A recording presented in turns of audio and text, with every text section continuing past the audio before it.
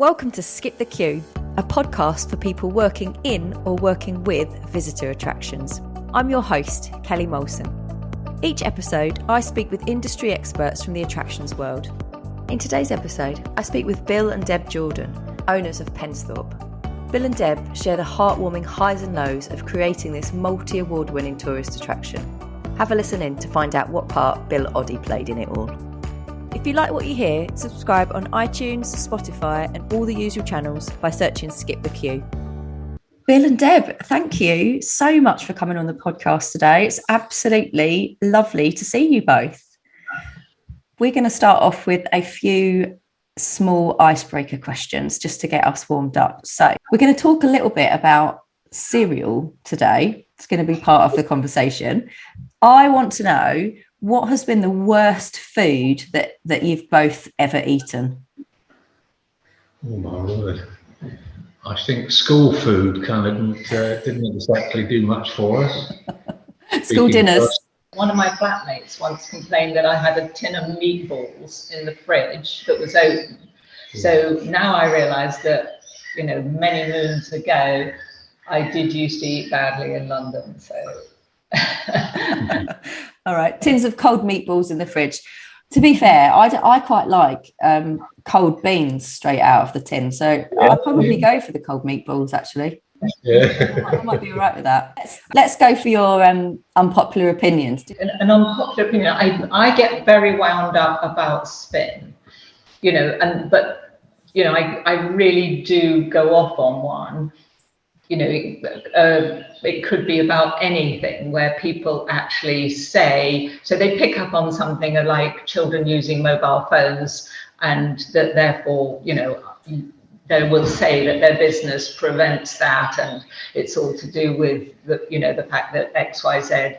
I just get frustrated when people use something that they've heard of in the press that is good for people, and then they, even if it's like a cereal packet where it's saying this is healthy for you, probably because I'll know that Bill will tell me exactly how many calories it's got in it and that it's all a load of rubbish. But that is an opinion I get very wound up about, and I hope I don't then fall into the frame of actually being accused of doing the same thing. I think when I heard the question, I got slightly concerned that I'd reached a sort of age where I didn't even recognise whether the views are unpopular or not. We're all getting there, Bill. Oh, I love that. Well, that's a good opinion to have. I wouldn't say that's very unpopular, but I think that's a good opinion to have. Bill, have you got? Might be the definition of being out of touch. I doubt that very much, considering what we're going to talk about today. We're going to talk about Pensthorpe today because it is an absolute. I think it's one of Norfolk's best kept secrets. Whenever I talk about Pensthorpe, I have been describing it to people recently and telling them how fabulous it is, and they go, "Never been there. We go to Norfolk quite a lot." And I'm like, right, well, you have to go there now. So I've convinced at least 10 people recently that Pensthorpe is top of their list of places to go. It's just phenomenal. But I want to know, what were your backgrounds prior to Pensthorpe? Because they're very different. They're not they weren't in the attractions industry at all, were they? No, not at all. I think Bill needs to lead on that one. Okay, well, mine for about 30, probably more years than that. I'd founded and was running with my brother a breakfast cereal company. I guess you'd call it perhaps a natural food company. In the days when there was a natural food movement and there was quite a reaction against factory food, which of course still goes on today. So my background was much more about food and land use and farming practice and local food and nutrition and all of those things, which I still find very fascinating, although thankfully I'm not that closely involved as I used to be, because it's hard work. I can imagine that's hard work. Did you come from like a farming background prior to that, or did you grow up in that environment? Yeah. Well, we all grew up on a flour mill, which still exists in Bedfordshire. Our mum still lives there. She's 96. Oh wow. She's lived in the same house for over 70 years. So Yeah, we were lucky. We got brought up as kids on, kind of above the shop, really. It was a flour mill. It made white flour. It made brown flour. It made animal feed. It was an interesting place to live. A lot going on. Wow. You were kind of in it, right? You lived and worked there. Yeah, school holidays, had to bag off animal feed or pack flour or something. It was kind of went with living there, really. Yeah. Debs, what about you? What's your background? Well, I was very lucky to be born and live in Ringsted in Norfolk, which is only about 25 minutes drive away. My dad was a farmer on the Lestrange estate, so the farm sort of ran at the back of Old Hunstanton. Yeah, idyllic in the summer holidays, as we were very lucky to just be out, left to just roam. And I think actually once I ran away, I found a really nice spot to sit for the day, and by about 7 p.m. I thought, actually nobody cares, nobody's noticed, and that did actually really make me laugh. And I remember saying to my mum when I got back, did you not notice I'd run away? So no, I know you went out in a very bad mood, but no, I hadn't noticed yet, darling. But the good thing is you were hungry, and here you are. And I just sort of, just remember thinking, gosh, when you look back, how lucky that was. It sort of made you stand on your own 2 feet. And we used to get involved with a bit of wild oat picking and have jobs around the farm or around the house. But sadly, I say sadly because it didn't really suit me. I was sent away to boarding school quite a long way away and was rather rebellious and unhappy, but a very privileged start. And I think that probably stays with you forever, about the nature and the fun, and there's so much to explore, and you don't really need too much else other than a bicycle and the nature to make a very happy childhood. Oh God, that's really lovely. Ringsted is a very beautiful place as well. There's a lovely pub there called the Gin Trap that I've been to a number of times. Yes. A lot of my youth in the gin. Yes, drink it sipping gin and orange or something ghastly with a boyfriend from Crosslake. Oh, what a lovely. So that's really nice to hear, actually. I didn't realise how kind of embedded nature had been into both of your childhoods, really, which I guess brings us to Pensthorpe. And you purchased it it was in 2003, wasn't it? And it was originally a bird reserve. What made you make the jump into buying something like this? And how did that happen? Well, it was a very unusual day when we first got to see Pensthorpe. We had the children were, I don't know, kind of able to walk by that time, and we had a day wandering around Pensthorpe. 6 and 8. There you go. I knew that. Yeah, so we'd had a day looking around Pensthorpe, which kind of came out of the blue. And no, I think we were all sort of rather bowled over, knocked out by it all. It was the kids were surprisingly quiet and reflective. We were having a good time, and we'd read somewhere that it was possibly up for sale. So when we were walking out of Pensthorpe, we asked the lady behind the counter, "Is it still for sale? Has it been sold?" And they said, "Well, you better go and speak to that gentleman over there. That's Bill Makins." And we did, and then we kind of got pulled into the whole site. Yes, that's how it happened. It was actually, Bill had been looking for some years. He was always interested in properties for sale in Norfolk. I think he may have been thinking that his connection with Jordan's and conservation and grey farming, and I think he was already feeling he needed to put his money where his mouth was and start something to do with food in the countryside, a bit like the sort of Taste of Norfolk type thing, I think, was going on in the back of his head. So he was often buzzing around on a bicycle looking, and when Pensthorpe came up, I actually saw it, and he was looking at my magazine, and And I said, no way, no. So actually then we were visiting Norfolk, because we did a lot with our children, to see my parents. It sort of came to that, well, why don't we just go and look? And I really wasn't very on board at all, but I have to admit that once here, it's an extraordinary sight, and it's very, it sort of pulls you in. It's a place that you're sort of not too sure why, but you feel very connected to it. And I think that it really surprised us that day, that it took us in and it took us along. And then meeting the owner and him connecting with the children, it must have been about this time of year, because then obviously the birds molt.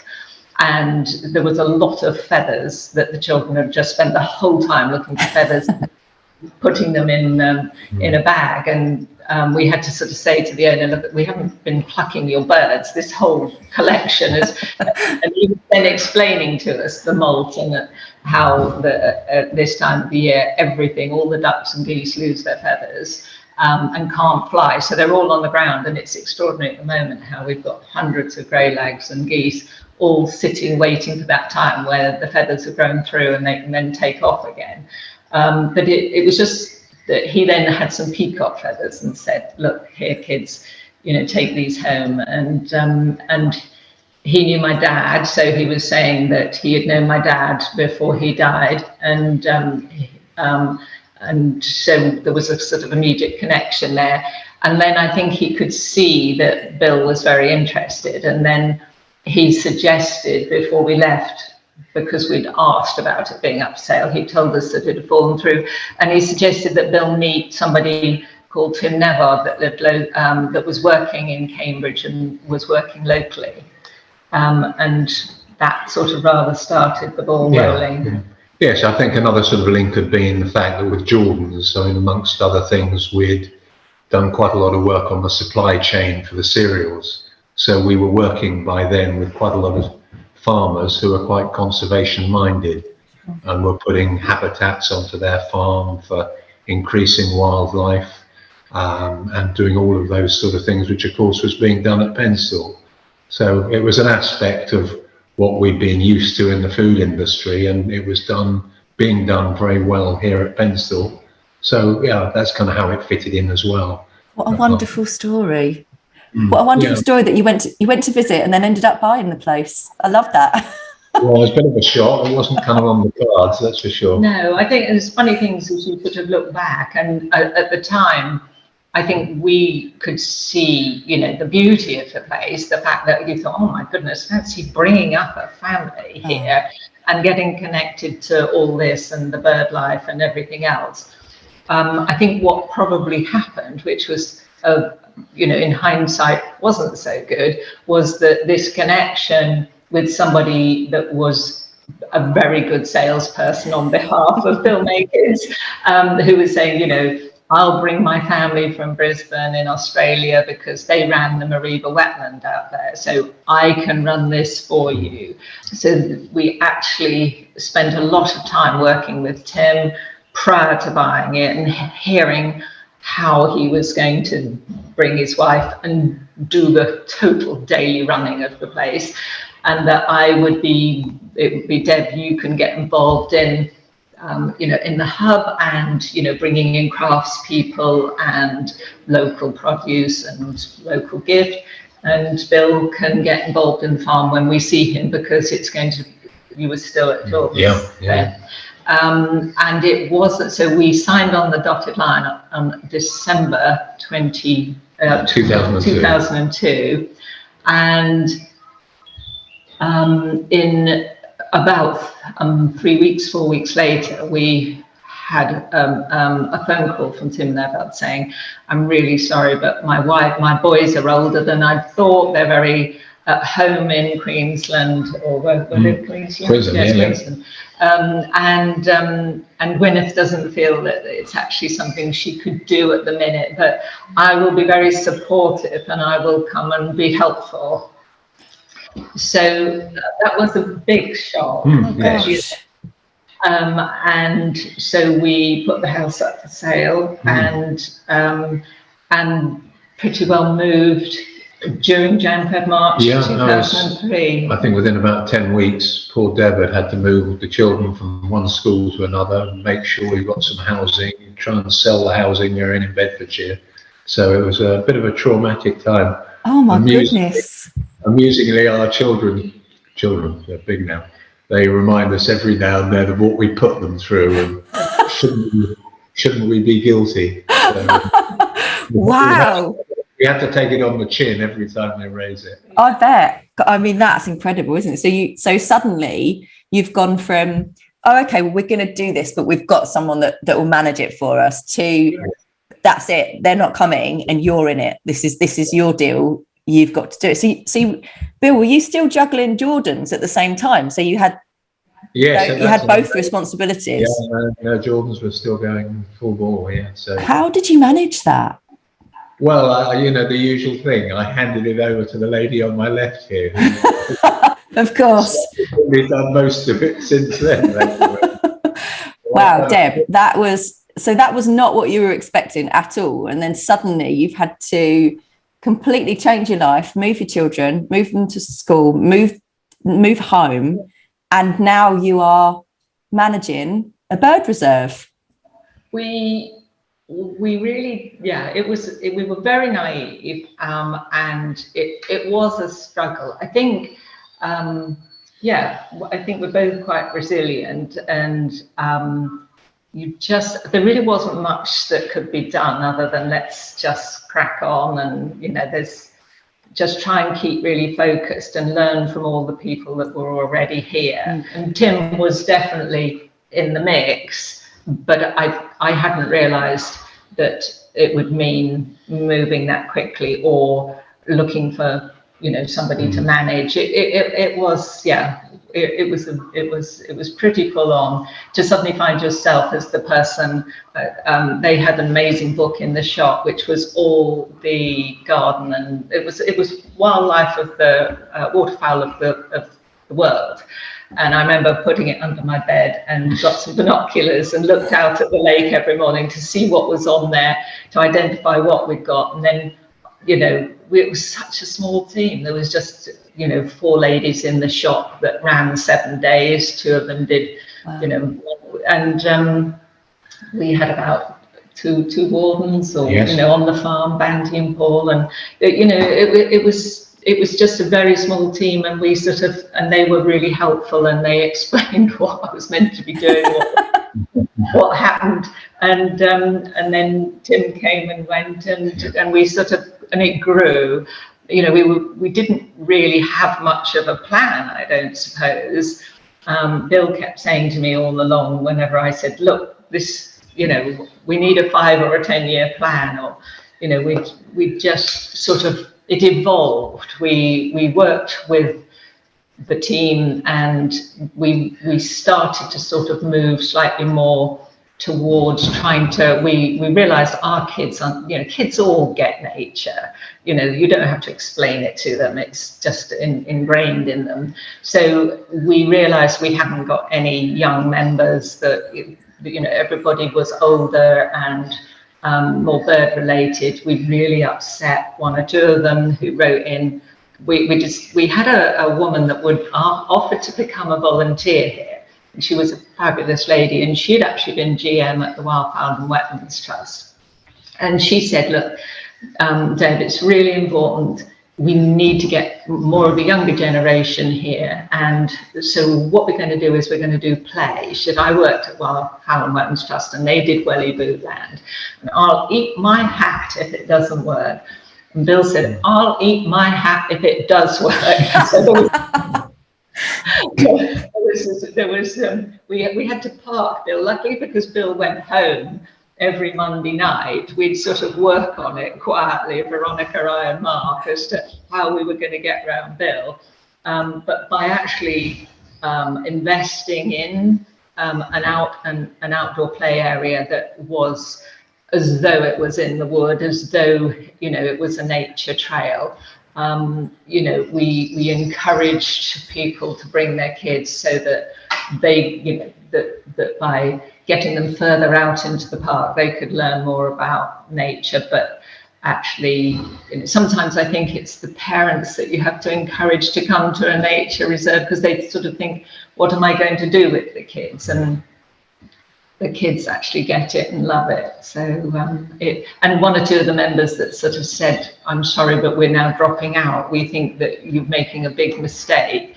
I'm pleased to say that I bumped into the grandparents one day who said, look, I'm going to own up. We're the people that wrote to you and were very rude, but this is Dudley and he's our grandson.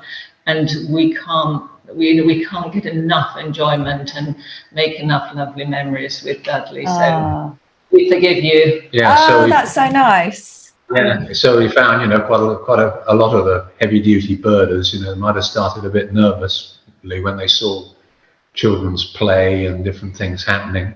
But yeah, just as Deb explains, after a bit, they realised that, they got grandchildren. And here was somewhere that worked for them and, actually got to a couple more levels of generations within their family. So we were lucky there. That's and within about a year, I told Deb that it was all my idea anyway. As you do. As I like to. It's interesting because earlier you used the word reflective about Pensthorpe, and that's very much how I felt when I visited there. And what I found really interesting is that the children's play areas, because now you have an indoor play area and the outdoor play area, they have been designed so well that they don't detract from that reflective feeling. Does that make sense? Like I came on my own. I didn't bring my daughter, but I could still see how you could bring your children there and just have the most brilliant day of fun. But it is still a very calm and peaceful. It has a very calm and peaceful energy to it, the place. That's I think that really comes through the minute you arrive. That's how I felt.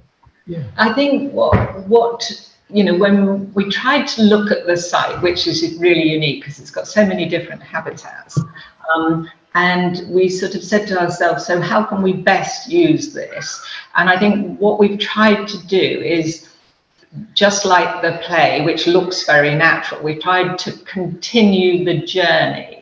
And so that you leave the play and then you head towards the wetland area. But there is a diversion where at the top of the sandhill there's, in the wood on the top of the sandhill overlooking the lakes, there's this amazing den building area. And when you go up there, you know very well that this is a family affair. There's no way that the kids have done the den building. But you pass through an area where we cut into the wetland and put a big pond dipping, and then we sort of take you further along to a wood at the end where, if a huge tree has fallen in the middle of it, Richard leaves it there, and then the root base is all explained as to what's going on there, wildlife, and we mow a path to it so you can actually know that you're meant to get on the tree and run along the trunk. And I think in fact, we had a meeting here 2 weeks ago, Eco Tractions, and they were saying, it was the best thing I'd heard, the best acclaim I'd had. They said, we've been out there, Deb, and we sort of get what you're talking about, that you come across all this wild play, this just natural, what's there is being used to tell a story but have fun with. And we think that the best way of explaining you is a bit like the Lost Gardens of Heligan. Well, boy, that was... We didn't mind that at all. We didn't mind that at all. That is perfect. It's just what we're trying to do is keep the natural, but just encourage people to, go out and get further and further from the hub with the trails that Natalie does and her team, which is so brilliant. Yeah, it definitely comes across. So that is a perfect description of how I felt when I was there. I want to go back a little bit though, because we've kind of jumped forward. Let's go back to 2008, because you get a call from Springroch. That must have been pretty exciting at the time. What did that do for what did that do for the venue? Well, perhaps even before answering that, you ought to hear how it actually happened, because it was okay. Ooh, share. Deb ought to tell you about a conversation we had with. We'd been told that Bill Oddie wanted to come to Pensthorpe for his Really Wild show, and so and he was here specifically to look at corncrakes, which we were breeding and releasing with the RSPB and ZSL, isn't it? Yes, and so he came, and I hadn't really seen much of him because he'd been whisked away, and he'd met the aviculturist and the team and looked at the corncrakes, and then he'd had a little wander, as Bill does, and then he came back to the hub, and I thought, oh, I'm not very good at selling myself, but there is nobody else. You just got to do this. So I went out with my camera and I just said, look, Bill, I'm Deb Jordan, and I hope you don't mind. Could I take your photos for our newsletter? Because it's so exciting to have you here. And he did this amazing sort of thumbs up picture. And he said, I'm going to do this. And then you can write the copy, Deb, because I absolutely love this place. You can say whatever you like and I'll be happy. Yeah. And it was about 3 weeks after that, when he'd gone, that we received a letter to say Bill Oddie has put you forward as a possible site for the next move at Springwatch. So I think they'd only done 3 years in the farm in Devon. They had, yeah. And so they felt, and then weirdly, since then, they've moved, I think, almost every 3 years. Yeah. So when I got this letter, I turned to Mark and said, this is special, and put it under my pillow, and it stayed there. I don't tell you how long. We'll leave that out. Yes. It stayed there till we'd heard we'd got it. So. That's amazing. Well done, Bill Oddie. Thumbs up to Bill Oddie. Absolutely. So what did that do? That must have brought so much attention to the attraction. It was amazing for us, because although we can hear skylarks on the hill above the scrape, and we can hear our wildlife and we see our wildlife, it was fantastic for us to really get a grip. But when you see those nests that these guys are so clever and professional about finding, and I remember taking the children to school one day, and on the way hearing Terry Wogan talking about the little ring plovers that had been seen the night before at Pensthorpe on the way to scrape. And I just pulled into a lay-by and was banging my head against the wheel, thinking, oh my God, it doesn't get any better than Terry Wogan talking about little ring plovers at Pensthorpe. But it was fabulous. It allowed people to see the breadth of everything wildlife and habitat wise, because it is unusual, because we've got the river that runs straight right through the middle. We've got farmland, and we've a farm that's is running. We've got wetland. We've got gardens. We've got breakland. There's 50 acres of lake. There's just every sort of habitat you could really want, and I think that allowed people to sort of think, well, that funny little place that we hear about, might be worth a visit. So it did help put us on a map, which I think we all learned quite a lot from it. Having I think there was probably up to 50-60 people on site producing, and one of the sort of excitements of the day for us was that we'd all be pulled back to the cafe building here, which they'd taken over, and had about 40 different TV screens and monitors there, and we could see exactly all the bits that they'd filmed during the day and the night, and all the bits that were current and being talked about, and interviews that were happening, just to see the whole program put together at that end of the day, which was fascinating. And just the way they handled it, and the way the sort of information they imparted to audiences is just. No, it was very clever indeed. Was it strange to see the place that you live on the telly? Very strange. In fact, one day, I can't quite remember what had happened, but because at 8 o'clock they go live.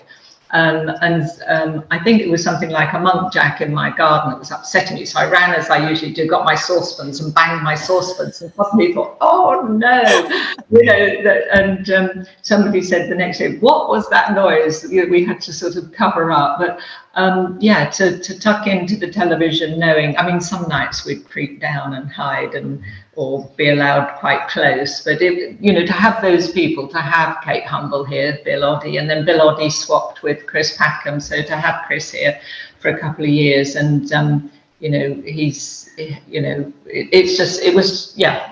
was very, very special. And it was quite a good set for them. They used to, where we're sitting right now, just below us was a sort of room that was completely derelict. So all of these 5 cottages here were derelict, and poor old BBC took pity on us and put a few glass windows and things in, so we wouldn't look too impoverished. But how kind of them. Very kind of them to touch our cat and thank them. Yeah. So that was great. I want to ask a little bit, and it's something that you talked about right at the beginning, where you said, where you grew up, you kind of lived and worked, and again now is where you live and you work. How difficult is it for you to make that work in terms of your kind of like work-life balance, because you're kind of immersed in your business from the minute you wake up in the morning? Yeah, that's not the clever bit, is it? No, it's hard work. It's quite hard work, and it needs to be mentioned just in case anyone else gets vague and puts their name down for a similar thing. It is hard work, and you need to get on well with people, and you're 7 days a week, which is how an operation like this has to go. You've got people on site quite a lot of the day. When they go home at 5 o'clock, we get the park to ourselves and we can wander around. But I think even as far as the work side of thing, when I look out at the window, I'll immediately think, wow, how lucky, this is extraordinary. And then I'll immediately think all the things that I haven't yet achieved or are on my list for this week that's never long enough. And it's I think that on its own would have been enough. I think to go through some of the hiccups that life throws, to the whole COVID thing, the avian flu thing, those make you pause and really, think, that was tough. So, we've had some brilliant times, some really big successes, but those things sort of leave you slightly wounded. But there again, you've got a big team and everybody's been through the same thing. The whole world has had to reorganize and regroup and move on. So, I think that, looking forward, one needs to be optimistic that we probably had our fair share of things that haven't really gone our way recently. But on the other hand, there's an awful lot to look forward to. And, we've just done the new rebranding, and we're very lucky with our marketing team that they totally understand this product. And when you've got a team behind you like that are so inspired by the site and are able to get that message across for all generations, whatever bit it is, whatever age you are, whether it's gardens or birds or families, it's a place for people to come and make memories. And thankfully, hopefully we're now, hopefully COVID's now a thing of the past, and sadly avian flu won't be, because it's still out there and it's sort of becoming a real problem. It hasn't really gone away this year for the UK. Even on Spring Watch, we were watching the problems they've got in Scotland at the minute, and even slightly closer to home again. So it is something that we are aware of, and that we have to sort of rethink going forward how that we work with what we've got. We do, but I think we've also sort of figured out that actually, there is even more sort of requirement, demand, whatever you call it, for getting out there and, nature in its best form, and, walking and space, and all of those things seem to be even more important to a lot of the visitors we talk to. Yes, so I think it definitely focused us on, what is so special about this place. It's the freedom, it's the feeling of wellness out there, feeling of being able to put things that are worrying you that week away. When you come to Pensthorpe, you get out there and you get diverted by the beauty of the place. COVID was really problematic for everybody. I had started 6 months of chemotherapy in January 2020. So was going into Norwich weekly for my chemo. So then when the country locked down, I would be sort of driving, or with Sweetly on the bad weeks, somebody would be kind enough to drive me. And whether it was with my daughter or whoever was kind enough to come with me, it seemed odd to be out on the roads, because the first lockdown there was no one anywhere. And you get to the hospital, and the nurses were amazing but concerned, obviously. It was new to us all. So seeing them afraid but resilient and just pushing on whatever, it was a very unusual time, and we did do some furlough, so it was very quiet here, because we'd have like one warden in and one AVIC in, and the gardener stayed and the maintenance guy stayed, but everybody in the hub was gone. And it was a very extraordinary thing to know that our visitors sadly had no access and were really needing it. There were some very ill people that I was coming across in hospital that were really totally needing nature at that time, and they weren't allowed out in it. So that also sort of, it was a time of sort of looking and seeing, and then, the wonderful thing was when we were able to open up, just knowing that at last you could open the doors and people could do what they had so badly been wanting to do, and get here and get back outside. And so we were very lucky that there was no fear from people that they would come and might get COVID here, because there's so much space. As soon as we'd managed to alter the way into the park and get them through quickly, it was very rewarding to allow people to. And people were very cautious, weren't they, for quite a long time, for all the obvious reasons. And it worked well. Gosh, you've really been through some very big highs and some very big lows there, haven't you? Thank you for sharing that with us, Deb. And I'm really glad to see that you are recovered and enjoying your beautiful place again today. So let's talk about the future then, because we've talked loads about what's happened and what you've been through.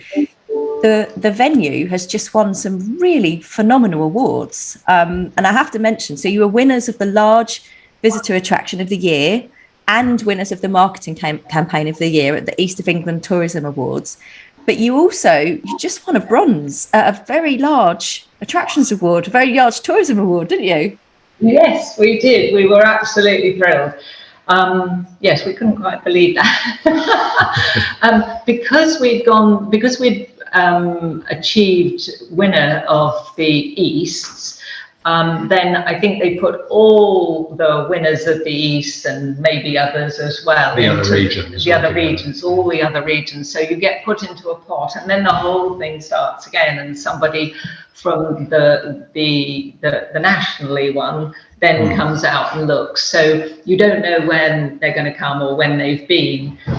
But when we heard that we'd been put through, that was extremely exciting. Yeah, to go to Birmingham with the team and accept that award. We had some huge competition with Chester Zoo and well, it was Chester Zoo and crikey, it's something huge. Well, it's the place that was all to do with the oh yes, Bletchley Park. Oh yes. Yeah, no, so yes, pretty huge sort of attractions. So we we felt we'd done well to get in that sort of elevated company. Yeah, it's wonderful. It's so fabulous to see you get that prize. I was really thrilled for you all. So what next? You've just had a beautiful rebrand, and may I say also a beautiful website. And it's really, you're in a really wonderful position of kind of exciting new things happening. So what's the plans for the venue? Well, I think, the site itself is always going to need investment. It's whether it be a cafe, which has got a kitchen that needs work on. We're looking at we're looking at how to get visitors further afield to more exciting things, but those would probably be more about a planning application. We've been working on a new sculpture garden, which is absolutely in its infancy at the moment. And the whole idea is actually to try and encourage sculptors to loan work, so that we've been buying sculpture on a yearly basis, which the visitors seem to love. I often come across the stag with people with their children sitting on it, or the wild boar, or whatever it is. And we've just got the new Fantasy Wild Fairy and the dandelions, which are a huge, seem to be pleasing everybody. But the whole idea about that garden is actually to try and, so that we can, when we've progressed it a little bit further, we can take photos and say to people, look, it's not that we're wanting to become a sculpture park, but we'd like for our members to be able to see other people's sculpture here that they could have the opportunity to buy. So that's something that we're working on, and it's very much in its infancy. We've got our there's a sort of ongoing program with reintroductions, which is Pensthorpe's good at. We've got a very good avicultural team led by Chrissy, and we're working with the MOD, Ministry of Defence, who are collecting eggs from various different airfields around the east of England. We're then incubating the eggs here, looking after the chicks until they're ready to be released in the Washes or Ken Hill Farm, which features in Springwatch at the moment, or this spring anyway. So there's a lot of that work goes on, which again, our visitors like. They can't see a huge amount of it because obviously it's all got to be biosecure, but it's something they like to feel that they're supporting. And it's sort of something that suits the area, and it's something, fortunately, that some members of the team here are very good at. So that continues apace. What else? Yes. I think it's probably now sitting with the team and working on a more 5-10 year plan where we all know exactly where we're going, and we're trying to just even become more wild. It's just trying to find that happy balance of people with giving them something to do, but actually helping them want to get their kids further out into. And there is a lot of space here. We keep going on about that, but the reserve itself is probably 200 acres, but you've got in total more like 500. And we take the discovery tours, the Land Rover tours out onto the farmland, where the wardens are working hard on the habitats there, and for encouraging more biodiversity and more wildlife out in that part of the reserve as well. So it's all part of the same thing, and I don't think we're going to run out of things to do, put it that way. No, I think Deb's to-do list is getting longer by the minute, isn't it? It is, isn't it? I shall have to. Thank you. This has been so lovely to talk to you. I would implore all of our listeners to please go and visit Pensthorpe, because it is a really magical place. Bill Oddie was absolutely right about it. We're at the end of the podcast, and we always ask our guests to recommend a book that they love. So it can be something that you've found useful for your career. It could be something that you just love from a personal perspective. Well, mine, the one I'd suggest that everybody should read is Fingers in the Sparkle Jar by Chris Packham. I think it may have won Best book in the wildlife somewhere. But it's a very remarkable, raw, it gets absolutely into the vulnerability of people with Asperger's. And so Chris did this extraordinary program on television, which was Asperger's and Me. And I was amazed by that and how he put himself into that position of saying what was going on in his life and how difficult it had been for him. And this book is very much his early memoir, probably from about 5 to about 17. And I think that it's just as any parent, any, anybody that has any sort of difficulties with actually fitting into a peer group, and I'm sure there are many people that either went through that themselves. When you're reading that book, you actually sort of feel the pain and you feel the vulnerability, and actually I think it just makes us all, as adults especially, aware. If we've had that in our family, it helps us understand it. If we haven't got it in our family, it helps us understand it somewhere else. But it is a mesmerizing read. So it's not like a chore. Everybody will read it, and his descriptions and his the talking, the way he explains his life in nature. It's just an absolute extraordinary book. I have not read that. That's going top of my list. That sounds wonderful. Bill, what about you?